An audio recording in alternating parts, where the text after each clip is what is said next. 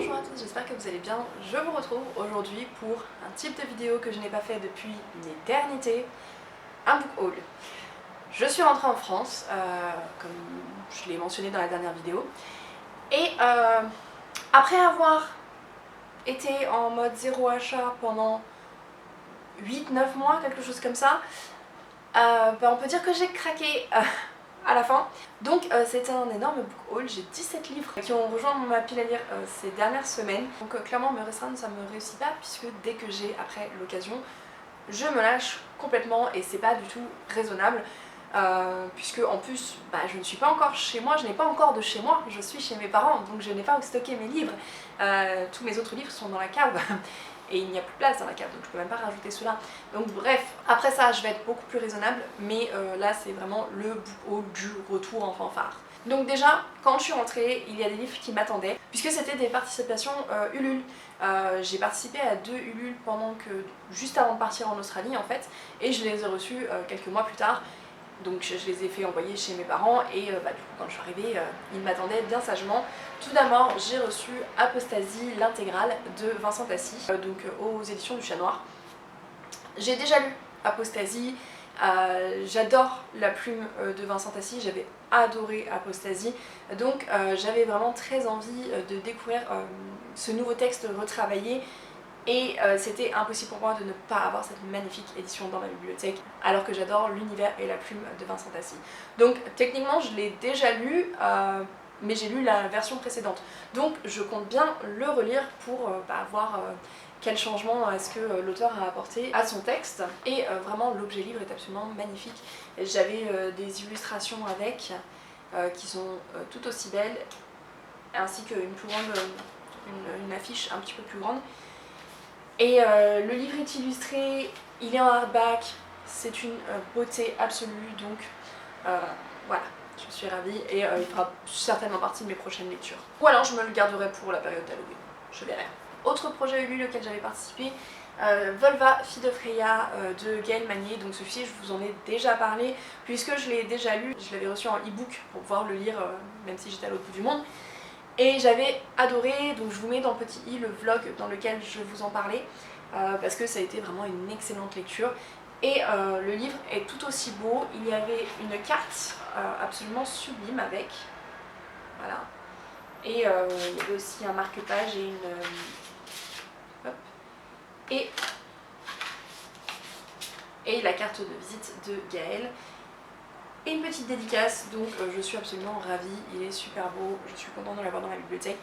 Avec, j'ai aussi reçu La Dramaturge, donc toujours de Gaël Manier, livre que j'ai déjà lu et que j'avais déjà dans sa version précédente, puisque la maison d'édition dans laquelle il était publié a fermé. Donc Gaël l'a republié en auto-édité, avec une nouvelle couverture, et elle avait retravaillé un petit peu le texte, donc du coup j'ai pris la nouvelle version, mais que j'ai pour le moment prêtée à une copine, donc c'est pour ça que je peux pas vous le montrer, je vous mets juste une photo, une image de la couverture ici.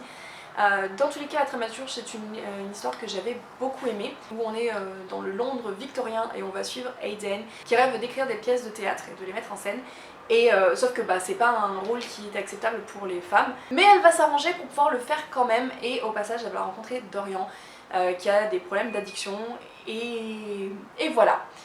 C'est une très belle histoire, j'ai beaucoup aimé. Il y a un côté femme qui lutte pour pouvoir obtenir ce qu'elle veut malgré le fait que la société s'oppose à elle, que j'aime énormément. Je me rends compte que j'ai oublié de vous dire de quoi parlait Volva, fille de Freya.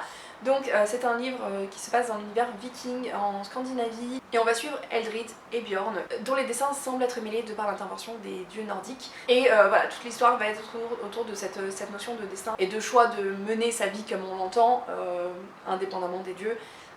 La relation que les deux personnages vont entretenir entre eux et avec les dieux, tout en devant affronter et vivre leur quotidien, affronter donc les galères du quotidien et de l'époque. Je vous en dis beaucoup plus dans le vlog où j'en ai parlé, donc voilà, juste pour le petit résumé. Ensuite, quand j'étais en Australie, je me suis interdit d'acheter des livres, tout simplement parce que je n'avais pas la place ni la force de les porter. Sauf que le jour où j'ai décidé de rentrer en France, j'ai craqué et je me suis acheté un livre, sachant que je rentrais en France pas très longtemps après. Hein. La décision a été très rapide entre le moment où j'ai pris la décision et le moment où j'ai pris les billets. Il n'y avait que quelques heures, et je crois que j'ai pris les billets peut-être le 31 pour partir le 6. Donc vraiment, ça s'est décidé très rapidement. Donc je n'avais pas apporté le livre trop longtemps non plus, c'était pas sur des mois.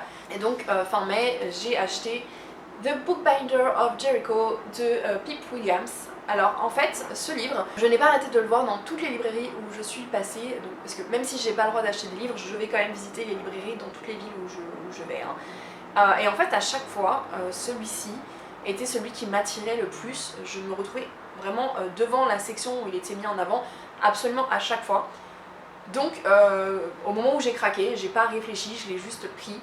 Mais je ne sais pas du tout de quoi il parle. Je sais juste que c'est un rapport avec la Première Guerre mondiale, mais c'est tout, je n'en sais pas plus. Ensuite, à l'aéroport de Singapour, donc pour rentrer en France, j'ai acheté Surrounded by Idiots de Thomas Erickson. Donc le sous-titre c'est The Four Types of Human Behavior or How to Understand Those Who Cannot Be Understood. Donc les 4 types de comportements humains et comment comprendre ceux qu'on ne comprend pas. Je me suis dit que ça avait l'air intéressant. Jenny, chez qui j'étais quand j'étais à Singapour, l'a lu, ou on a lu un autre dans le même style et m'avait dit que c'était intéressant, donc j'ai craqué. Et parce qu'il y avait une offre avec le deuxième livre à moins 50%, j'ai pris Daughter of the Moon Goddess de Su Lin Tan, qui est un roman de fantasy dont la couverture est absolument magnifique, et c'est tout. Voilà, c'est tout ce que je sais. J'ai compris après coup que c'était pas un one-shot, c'est a priori un premier tome d'une duologie ou d'une série, je ne sais pas encore. Mais voilà, je ne sais pas du tout de quoi il parle, c'est juste que j'ai adoré la couverture, que je la trouve absolument sublime et que le titre me plaisait. Ensuite, rentrée en France, je suis allée faire un petit tour en librairie avec mon amie Marie Agapé quand on s'est revus à mon retour. Et j'ai craqué sur Se le dire enfin, suivi de Compter les couleurs de Agnès Ledig. Donc Agnès Ledig, c'est une autrice dont je me procure automatiquement les livres quand je tombe dessus. Je les ai pas tous lus, je me suis rendu compte qu'il y en a plusieurs qui sont sortis que j'ai loupés, dont certainement certains pendant que j'étais en Australie. Et celui-ci en faisait partie, donc voilà, je me suis procuré, je le trouve très joli, j'adore la couverture, et je sais pas du tout de quoi il parle. Je sais juste que Agnès Ledig ne manque pas de me faire pleurer à chaque fois que je lis un de ses livres. Ensuite, dès que je suis arrivée, j'ai commandé le dernier livre de Arkelana, donc La lune qui réchauffe mon cœur, parce que Arkelana est une amie et une autrice que j'apprécie énormément. Et alors, je n'avais pas été convaincue par son premier roman, c'était pas mon style de lecture en fait, mais celui-ci beaucoup plus, puisqu'il s'agit d'une romance toute douce sur fond de road trip.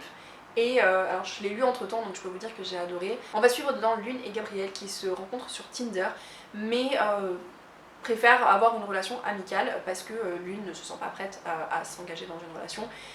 Elle lutte contre la dépression et l'anxiété, et donc on traite du sujet de la dépression et de l'anxiété, on traite aussi du sujet du deuil, et tous ces sujets sont traités de manière très très intéressante. C'est très bien fait, j'ai trouvé que c'était vraiment très beau, très doux. J'ai pleuré à plusieurs moments et je trouve la couverture absolument sublime, voilà le petit côté superficiel du moment. C'est vraiment beau, c'est vraiment tout doux, donc voilà, je suis vraiment contente qu'il ait rejoint ma bibliothèque. Ensuite, quand j'étais à Singapour, j'ai rencontré Ellie Harini. Ellie Harini est une autrice que je suis sur Insta depuis un petit moment, avec qui j'avais eu pas mal l'occasion de discuter, donc comme j'étais de passage à Singapour et qu'elle habite là-bas, on en a profité pour se rencontrer. Sauf que je n'avais toujours pas lu ses livres, voilà, et donc je me suis procuré L'Empire de Jade, le tome 1, dès que je suis rentrée en France. Dans cette histoire, on va suivre Jade au XVIIe siècle. Elle vit en France et elle a été promise lorsqu'elle avait 10 ans au fils d'un homme avec qui son père travaille, mais qui est chinois, qui vit en Chine. Et donc elle va voir toute sa vie bouleversée suite à cette annonce. Et on va suivre donc sa réaction face à cette annonce, sa préparation, le voyage jusqu'en Chine et son arrivée là-bas. On a donc un univers très riche ici et j'ai beaucoup aimé. Et je suis ravie du coup de me l'être procuré dès mon arrivée ici, et je vais sûrement me procurer les 2 tomes suivants très rapidement. J'ai ensuite passé une commande sur le site des éditions du Chat Noir, puisque pendant que j'étais en Australie, Lizzie Felton a sorti son tome 2 de À l'ombre du manoir, donc il s'appelle Le jardin en statue. J'ai adoré le tome 1, on suit une famille qui s'installe dans un manoir et à partir de là, il commence à vivre des événements assez étranges liés au manoir, à son histoire, à son passé. Et il y a un petit côté Haunting of Hill House que j'ai beaucoup aimé, et donc j'avais vraiment hâte de lire le 2e tome qui conclut la duologie. Donc voilà, je me le suis procuré dès que je suis arrivée. et j'ai lu tout de suite et j'ai adoré. Au passage, j'ai pris Et parfois elle revient de Nora Lake, qui est une petite novella. Donc Nora, c'est quelqu'un que j'avais rencontré lors des Imaginales et je la suis sur Instagram depuis et j'aime beaucoup son univers. Donc j'avais vraiment très envie de découvrir sa plume à travers cette petite novella. Et c'est vraiment très court et on suit l'histoire d'un couple de femmes dont l'une des deux va décéder et on suit le deuil de la survivante. C'est assez sombre mais c'est aussi très beau et très poétique. Je me suis dit que tant qu'à commander sur les éditions du Chat Noir, j'allais continuer une autre saga et donc je me suis procuré le tome 2 de Elvira Time qui s'appelle Jail Time. Donc Elvira Time, c'est l'histoire d'une chasseuse de vampires dans un monde où tout le monde sait qu'il y a des vampires, mais il y a ceux qui sont tolérés, donc recensés par le gouvernement, et il y a les autres qui n'ont pas accepté de suivre les règles, et c'est cela que Elvira va chasser et tuer, sachant qu'elle est encore au lycée. Donc il y a un petit côté Buffy contre les vampires, il y a beaucoup de références à la pop culture, c'est plein d'humour, donc voilà, j'ai hâte de continuer cette saga. Ensuite je suis en passe de découvrir l'univers de la passeuse de mots de A.G. Twice, tout d'abord à travers une fanfiction écrite par mon amie Boody qui du coup l'a fait imprimer en quelques exemplaires pour ses proches. Du coup elle m'en a donné un exemplaire, ce que je trouve absolument beaucoup trop gentil.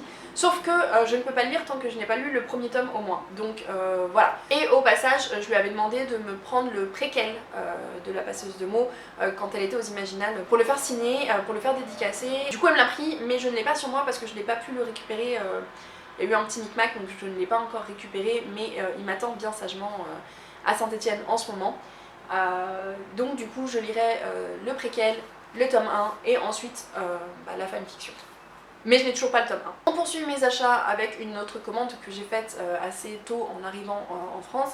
Je suis passée sur le site de chez Monsieur Toussaint Louverture pour me procurer le tome 3 de la saga Anne de Green Gables, donc Anne de Redmond, et au passage le tome 5, Anne et sa maison de rêve, parce que j'avais déjà le tome 4, mais pas le 3. Je sais pas ce que j'ai fait dans mes achats à ce moment-là, c'était pas du tout logique, mais donc du coup j'ai rattrapé le coup et j'ai acheté aussi le tome 5 pour pouvoir poursuivre. Anne de Green Gables de Lucy Maud Montgomery est une saga que j'adore, genre vraiment je savoure chaque tome, c'est vraiment des belles petites pépites de douceur, c'est ultra agréable et donc je compte de toute façon avoir toute la saga et la lire petit à petit. J'ai déjà lu Anne de Redmond tout de suite quand je l'ai reçue je pense que je vais lire au moins un autre tome cet été.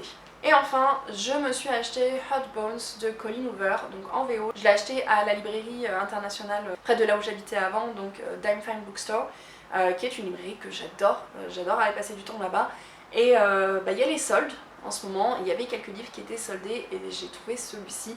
J'en ai profité puisque j'essaye petit à petit de rattraper mon retard sur les sorties de Colleen Hoover, puisqu'elle a sorti je ne sais trop combien de bouquins que je n'ai pas encore lus, je sais pas trop pourquoi j'ai loupé le coche. Je sais que j'avais vu passer la couverture de celui-ci, mais une autre édition, mais j'aime bien celle-ci quand même, j'aime bien les couleurs, donc je l'ai acheté sans hésiter, sans même regarder de quoi ça parlait. Et voilà pour ce book haul énorme, donc comme vous pouvez voir, j'ai vraiment craqué, j'étais censée avoir des restrictions, je les ai oubliées. Donc voilà, il y a beaucoup de livres qui rejoignent ma pile à lire, mais ils seront tous très rapidement lus. Honnêtement, je pense que d'ici la fin de l'été, j'aurai fini de tous les lire parce que c'est vraiment des choses que j'ai envie de lire tout de suite. Et c'est aussi les seuls livres que j'ai de disponibles autour de moi, globalement, vu que je n'ai pas accès à ma bibliothèque, qui est enfermée dans la cave. Donc, n'hésitez pas à me dire si vous avez lu certains de ces livres, si certains vous font envie. Dites-moi tout ça en commentaire. Sur ce, je vous souhaite à tous de très bonnes lectures et je vous dis à très bientôt.